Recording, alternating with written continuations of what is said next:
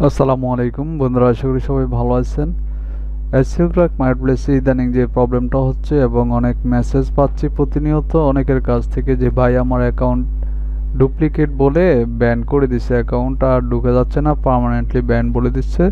এবং সাপোর্টে কথা বলার পর তারা বলতেছে যে তারা কোনো মতে আর অ্যাকাউন্ট ব্যাক দিবে না। তার মানে আমার অ্যাকাউন্টে যে ডলারগুলো আছে সেই ডলারগুলো কিন্তু অকেজো, কোনো কাজেই আসবে না এবং পাবো না। এসইও ক্লার্কের একটা ব্যাড সিস্টেম। আসলে কিছু করার নেই, তারা যদি আপনার ডলারটা ব্যাক না দেয় আপনার কিছুই করার থাকবে না আপনার আমার। তো সেক্ষেত্রে অন্যান্য মার্কেট প্লেসে কিন্তু এইরকমটা নাই। অ্যাকাউন্ট যদি প্রবলেমও হয় এসইও ক্লার্ক মার্কেট প্লেস যেই পেমেন্টটা আপনার থাকবে অ্যাকাউন্টে সেটা কিন্তু দিবে না, অন্য মার্কেট প্লেসে কিন্তু দিয়ে দিবে। সো তো সেক্ষেত্রে আপনার একটু অ্যাকাউন্টটা চালানোর সময় একটু সতর্কতার সাথে চালাইতে হবে।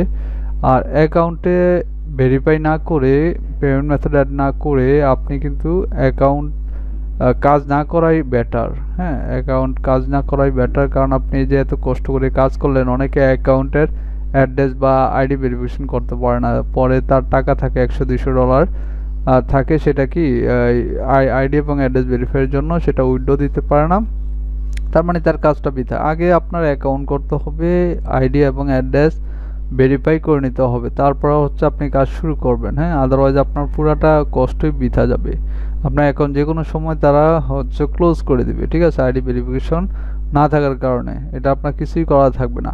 এখন মূলত যে মূল কথাটা সেটা হচ্ছে আপনার যে এসইও ক্লার্ক মার্কেটপ্লেসে যে আপনার প্রতিনিয়ত অনেকেরই আপনার মেসেজ দিচ্ছে, দিয়ে অ্যাকাউন্ট ক্লোজ করে দিচ্ছে, কি ডুপ্লিকেট অ্যাকাউন্ট, মানে একটা ডুপ্লিকেট অ্যাকাউন্ট একটা নাম দিয়ে দেয়, যে আপনাকে একটা মেল করে দিবে, ঢুকতে পারবেন না আপনার অ্যাকাউন্টে, এরকম দেখাবে your account has not been approved এরকম লেখা থাকবে, অথবা ব্যান নামে একটা অপশন লেখা থাকতে পারে।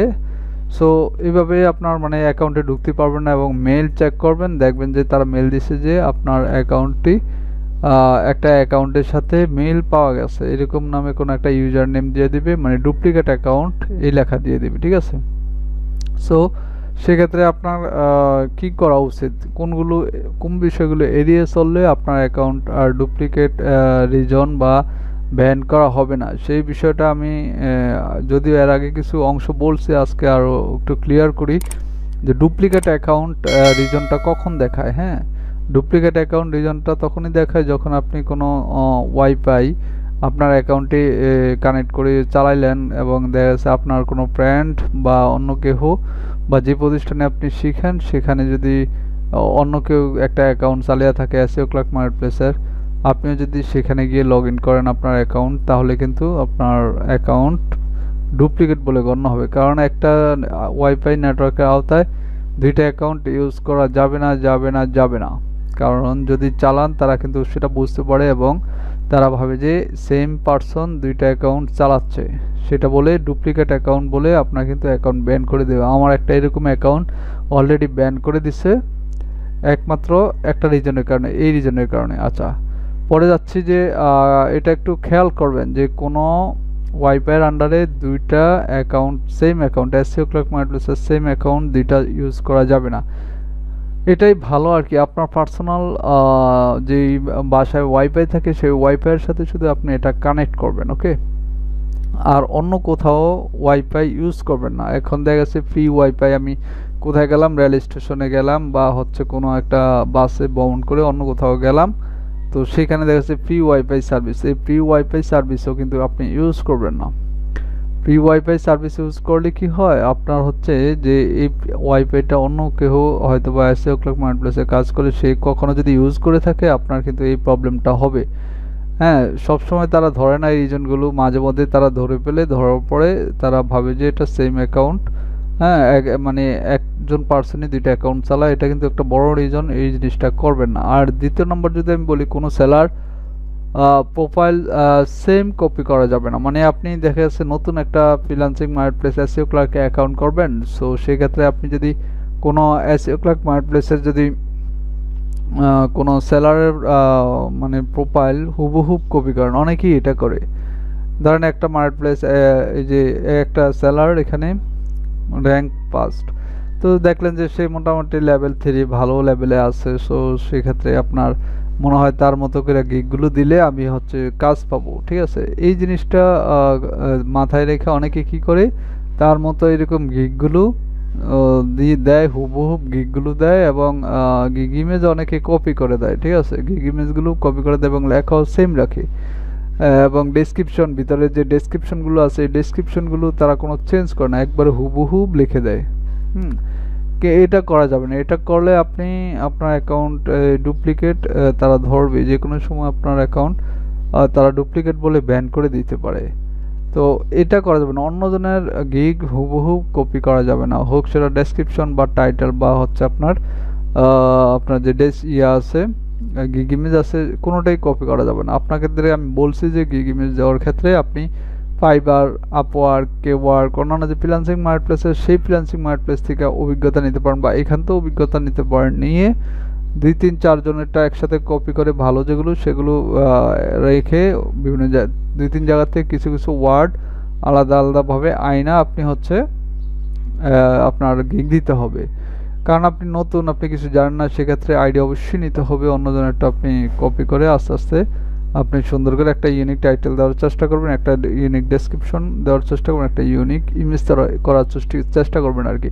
আপনার গিগ ইমেজ খারাপ হোক সমস্যা নেই, আপনি নতুন সেলার হিসাবে হতেই পারে খারাপ, এটা অসম্ভবের কিছু না। আপনি নতুন একটা গিগ ইমেজ ডিজাইন করতে যান, আপনার খারাপ হতেই পারে, এটা অসম্ভবের কিছু না। বাট এটা যে কোনো সময় আপনি চেঞ্জ করতে পারবেন। যখন আপনি কাজ করতে করতে একটা সময় আপনি ভাববেন যে না আমার গিগ ইমেজটা আর একটু স্ট্যান্ডার্ড বা আর একটু সুন্দর করা উচিত, অন্যজনেরটা দেখার পর আইডিয়া নিতে নিতে তখন আপনি নিজে পরবর্তীতে চেঞ্জ করতে পারবেন। বাট ঘন ঘন চেঞ্জ করা যাবে না, কোনো মার্কেটপ্লেসের ইমেজ চেঞ্জ করলে আপনার কিন্তু গিগ ডিলিটও করে দিতে পারে, এটা করা যাবে না। সো কোনো মানুষের বা কোনো সেলারের ইয়াগুলো গিগগুলো হুবহু কপি করা যাবে না, করলে কিন্তু তার সে মনে করবে এই সেলার মনে হয় সেম সেলার, হ্যাঁ সেম সেলার, যেহেতু একই রকমভাবে গিগ দিছে সব কিছু করছে, সো সেক্ষেত্রে তাকে কিন্তু পার্মানেন্টলি ব্যান করে দেয়, মানে ডুপ্লিকেট অ্যাকাউন্ট বলে। কোনো সেলারে অ্যাফিলিয়েট লিঙ্ক ইউজ করা যাবে না। আমরা কিন্তু অনেকেই কি করি, ওই অ্যাফিলিয়েট বা লেভেল আপ করার জন্য অ্যাফিলিয়েট আমাদের যে লিঙ্ক আছে, অ্যাফিলিয়েট লিঙ্ক